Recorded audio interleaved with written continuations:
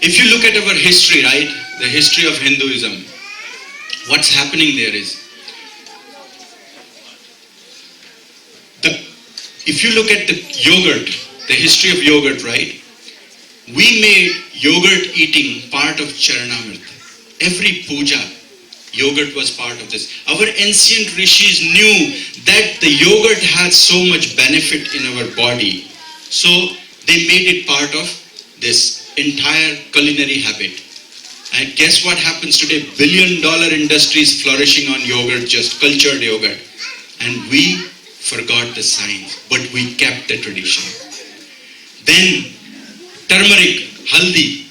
What happened to the haldi? We basically let the haldi made the part of our culinary habit because we knew, our ancient rishis knew there's a science behind it. It's antiseptic in nature. It has to be part of food. So they made it. In 2009, Professor Sharon McKenna of Cork University publishes a paper. Today there are hundreds of papers published on mercury, on turmeric, that it cures cancer. But we forgot the science. We kept the tradition. And then fasting. We knew, our rishis knew that intermittent fasting has so many benefits. It improves your gut system, improves your immune system, improves your health. And we continued it. Today there are not only one, if you research, there are hundreds and hundreds of papers are published by prominent universities proving that intermittent fasting has so many benefits. We made it part of our daily life, Monday breath, Tuesday breath, all that. But we forgot the science, we kept the tradition. Like this, there are 140,000 scriptures, thousands and thousands of traditions are originating from Hindu scriptures, but because we can't explain the science behind it, our young generation is just forgetting about them. It's our fault. We can't explain them. We can't explain the science behind these. The moment you do some kind of research, it is proven, then everybody accepts it. So we are discarding just because of that. So who will do this all science? Who will reestablish all this science? The rishis, they are gone. The yogis, there are very few honest yogis left there.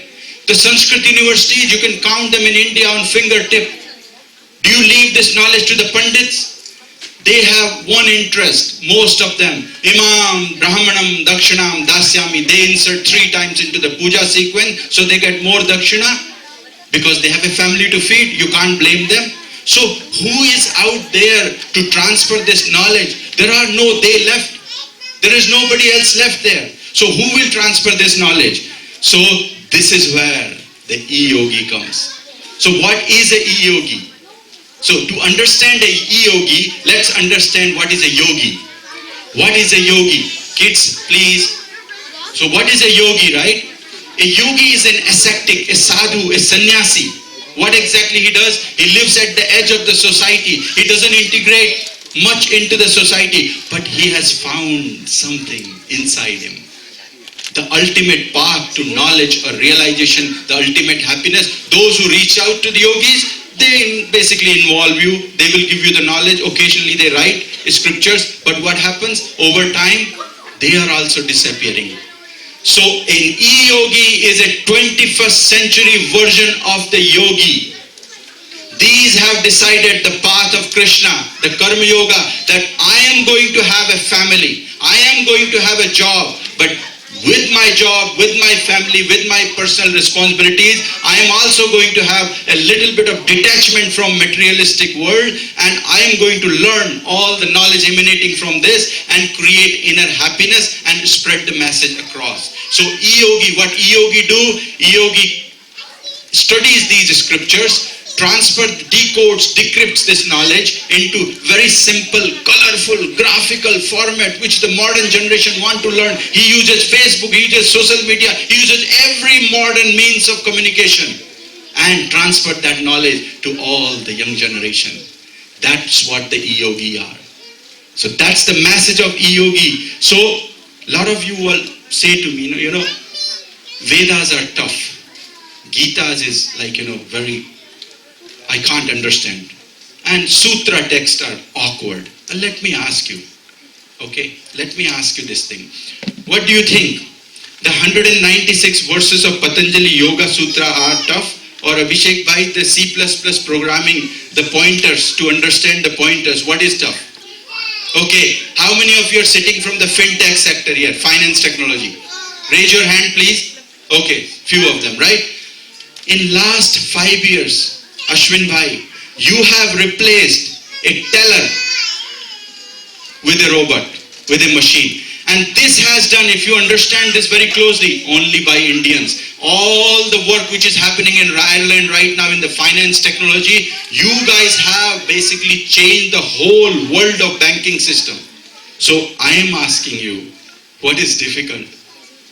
The 700 verses of Gita to understand, or doing artificial intelligence? Come on, don't give me this kind of answers, right? And to the diplomatic corps, I have also, I'm here to invoke your emotions as well. What is the tough conversation? When you ask Maoists and terrorists to drop their weapon, release a hostage, or understanding a conversation between two yogis, Krishna and Arjuna? What is easy? So please, the time has come. Because I said to you before, there are no they left for this knowledge. There is no they. It's only among these people right now, right here. We are the eYogis. We are the modern yogis. We are the one who need to transfer this knowledge. So that's where are we? If we are eYogis, where are we? We are everywhere. We are in the virtual world. We are in IBM, Intel, HP, most companies. People who are doing their jobs, we're everywhere. We're connected to, we're Guru brothers, we're Guru sisters. We're connected to social media, modern means of communication. We look at the YouTube, we look at the Facebook, we watch each other, we produce videos, we connect each other. And that's why we're everywhere. And what exactly are we doing? We are decoding all the text, what you think are difficult, the Vedas, Brahma Sutras, Bhagavad Gita, Astavakra Gita, Vivek Chudamani, all the 140,000 scriptures, we are decoding them, decrypting them, converting into a graphical, colorful format which the young generation can understand very well. That's what we are doing. And who are the eYogis? The eYogis are sitting in those rows, the students, the 7-year-old kid, he sits or she sits in a class of 1.5 hours. Do you think it's a joke? Like sitting for 1.5 hours for 7-year-old kid to sit in a class. He also realized that there is something in this knowledge. It clicks to them. And he or she sits in the class. So these are the future eYogis. And who are the eYogis? The 50 families sitting in here. They have also realized that this is the knowledge. Needs to be understood, needs to be, because what we are talking about, creating inner happiness inside us and spreading that message to everywhere else. Who are the eYogis? eYogis are those thousands of families who still believe going to a dinner is much more important than coming to this kind of event, because passionate people, dedicated, motivated team of Gurukul who are organizing such a work, spending hours, not only 1, 2, thousands of hours developing books, teaching all that. The story, these are waiting. They are waiting to be heard this. And who are the yogis? The diplomatic corps, sitting in the front bench. They have also realized that these people are very passionate about what they're doing. This message needs to be spread, so they will do everything. We have confidence, they have got the message today that they also believe that these guys are doing all this good work.